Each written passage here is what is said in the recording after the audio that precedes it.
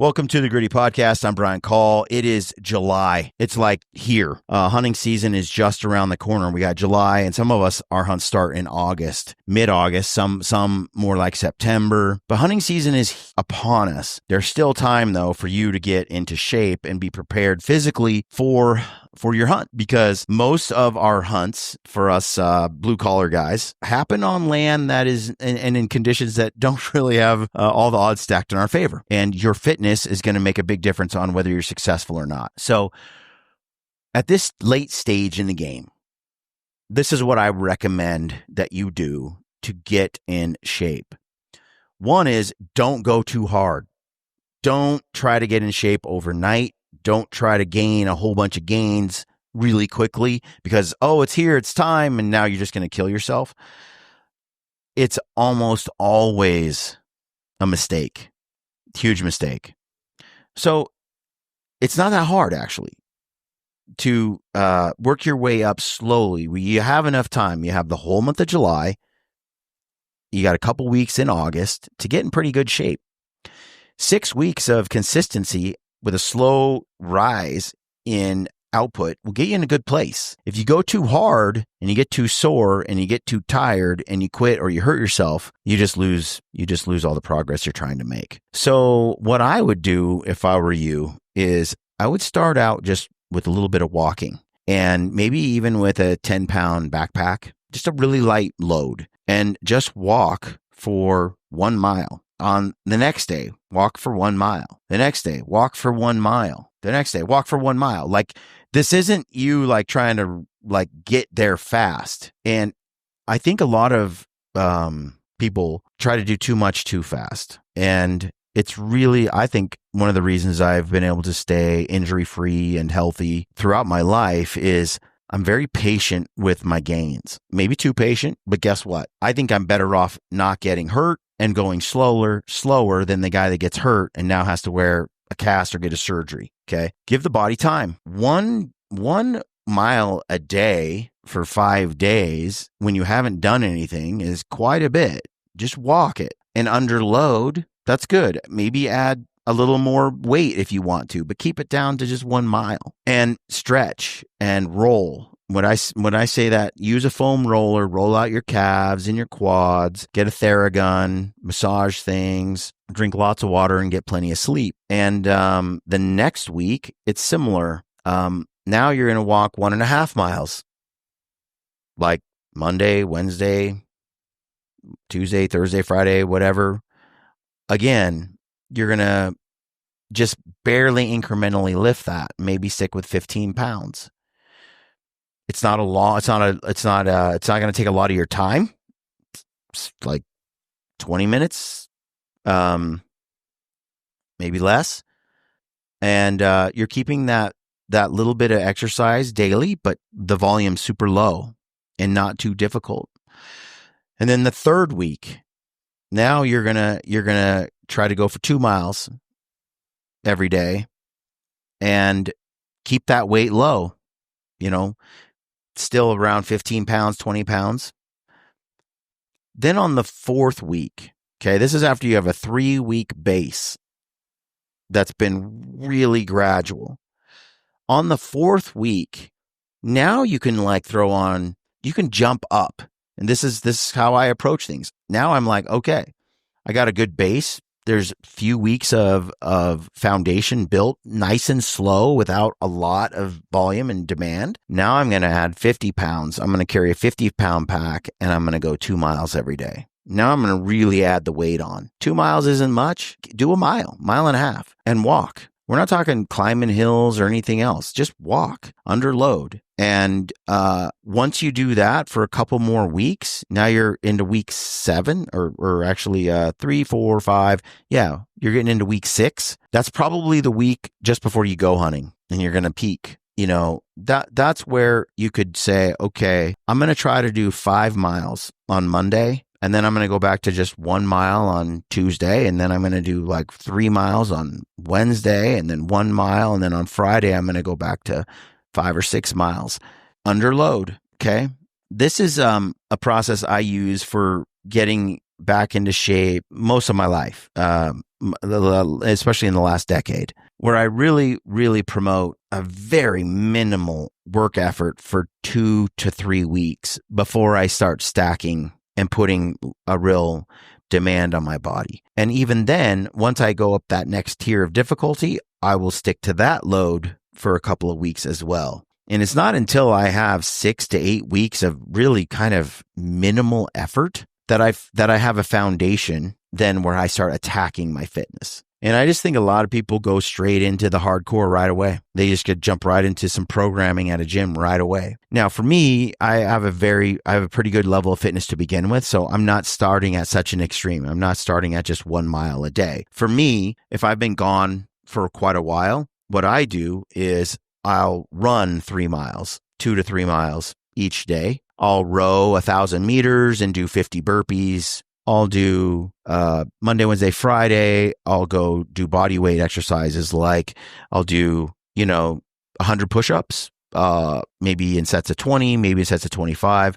I'll do handstand push-ups. I'll do pull-ups. I'll do 100 burpees. I'll do sort of these body weight movements, air squats, lunges, one-legged squats, pistols, a lot of just movement exercises without a barbell, without heavy weight. And I'll get my flexibility, my strength, my balance in place. I'll get a little bit of that cardio from some running, jogging, hiking with the pack for, up a hill for, a couple of miles and back down again under a moderate load. I'll just go really, really basic. Like for me, that's pretty basic, pretty easy stuff. And after I have laid down 6 to 8 weeks and it's kind of boring because it's not really difficult. It's not hard. And I make myself not go hard. When I'm doing 100 burpees, I'm just sort of down, up, down, up. I'm not like trying to break any records. I'm just building that foundation back, that stable, strong base that then I can springboard off of.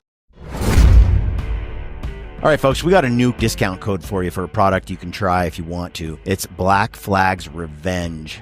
It's kind of like Mountain Ops Ignite. I love Ignite. I love the pink lemonade. If you use the code GRIDDY over at Mountain Ops, you'll save. If you use the code GRIDDY over at Black Flag, you'll save. I like the Black Flag Pink Plunder. It's a little bit of a intense energy, what do you call it? Energy drink? Guess it'd be a pick-me-up? Workout kind of pick-me-up drink. For all you addiction-related folks? Yeah, for those that are that don't feel much from caffeine, you should try the Revenge. It's got a little kick to it. We love both partners, both companies. Work with both of them. We're going to have some drinks coming from Stealthy Nutrition soon. So we'll have that too. But like them all, try it out. If you need a little pick-me-up, check out the new Black Flag Revenge. I like that. Peak Plunder. They have like a couple Sunrise something. I don't know the names of them. But use the code GRIDDY over there. Go to Black Flag. So it's BLKFLG.com. Check that out. Use the code GRIDDY and let us know what you think.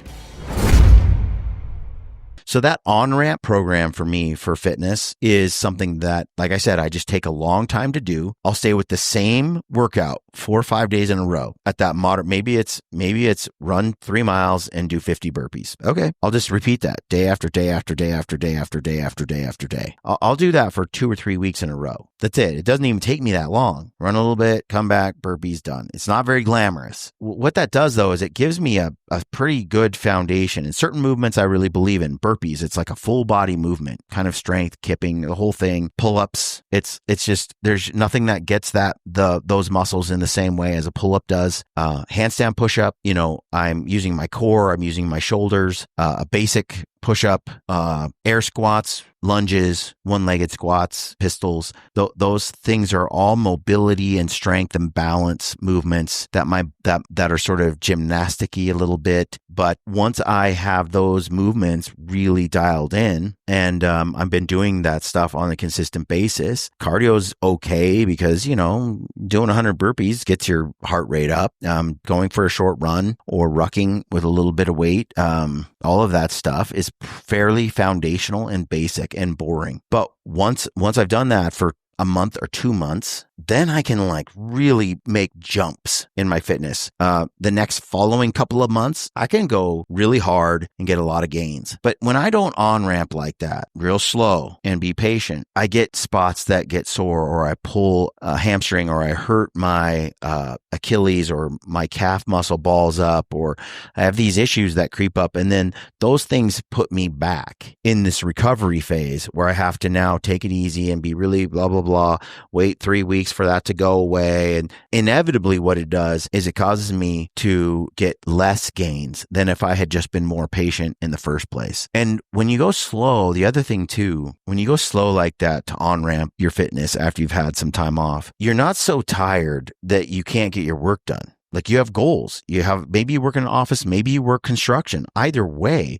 if you're at a desk at a computer, it's like your head's bobbing, you're exhausted and you can't function. Or you're doing construction and you're just beating yourself up at a physical job, and you're beating yourself up at home or in the gym. And so it's really, I think, very important that you manage that stamina and that output of your body by on-ramping slowly. And it's kind of hard to go wrong. It just takes patience, but it's a better recipe for success. So that's how I approach it. You know, there's a lot of hardcore dudes that might mock this or say otherwise, but I feel like I'm in great shape. I have a lot of mobility and strength. And because I go hunting for sometimes 3-4 weeks, come back for a week or two and go back out for 2 weeks, come back for a week, go back for 2 weeks, it's hard for me to maintain this elite level of sort of gym fitness. But I trade it for a high degree of endurance fitness and leg strength and cardio all day, hiking and grinding and climbing. It's like I switch it out from gym fitness to mountain fitness, and they're not the same, but they both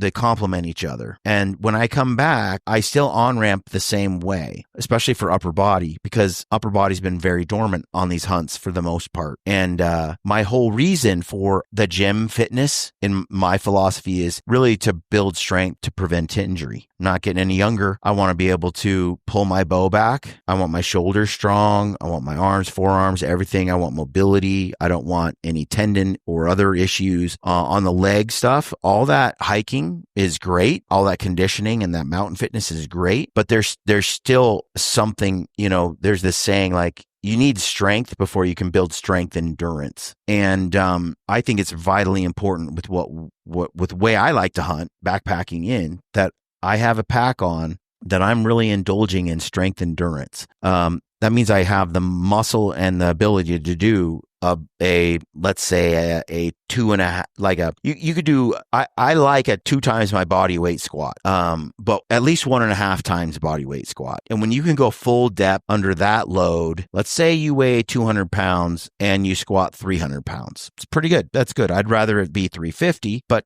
if you can do 300 pounds, multiple rep, full depth, and maintain that level of strength, that tells me that you're not likely to be injured when you carry a pack day after day and you got a really heavy load with moose or elk in it and you're coming down a slippery slope and rocky. The whole idea is to be able to have that strength endurance. And here's the other thing too, the more in shape you are, the more you kind of up your volume in the gym, for example, under load, the more enjoyable your hunt is, because you're not in serious levels of pain. You paid that price at home. One thing I say to people all the time is staying fit as you age is it takes mental toughness, because as you get older, you're sore all the time. It's almost not a day I'm not sore. It's just the cost of being in shape, and it's a cost I don't care if I pay. But it's a lot easier to be successful at that if you ramp up really slowly and you give yourself time to recover instead of trying to get all your gains all at once, which never really works anyway. But get in your mind this idea. There's no easy way to be in shape. There's no easy way to be fit. It comes at, it's freaking work, and it hurts. It just hurts. And that's your new normal. Pain, discomfort, soreness. But I'll tell you what, it's worth it. It feels so good to be, strong, healthy.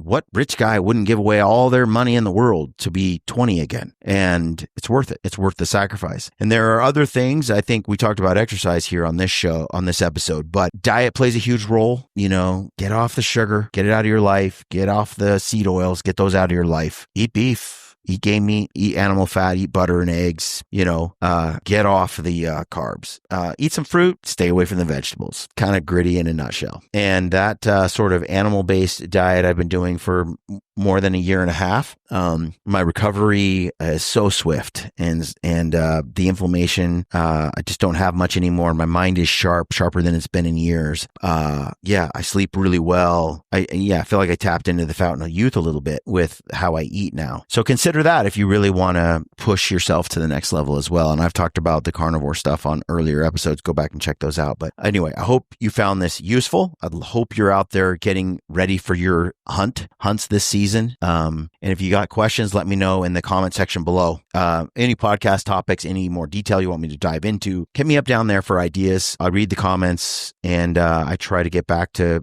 folks in the comment section of the videos. And be aware, beginning sometime in mid-August, I'm going to be dropping 26 episodes of our Daniel Boone Dueling Pistols series on the Gritty channel. I've pre-recorded all this stuff. I'm going to be gone hunting. You won't get your normal Gritty podcast. You're going to get Daniel Boone Dueling Pistols, but I think you'll like it. Give it a chance. It's 26 episodes. Soak it up during the hunt season. You got a long drive. Listen to it then. You're on the mountain. Listen to it then. I think you'll really enjoy it. So I hope you check it out when that day comes, and then we'll get back to our regular podcast after September. And hopefully by then I have a mountain goat with a bow and a beautiful mule deer with a bow. But we'll see. No hunts are guaranteed. Until then, thanks for tuning in. Stay gritty.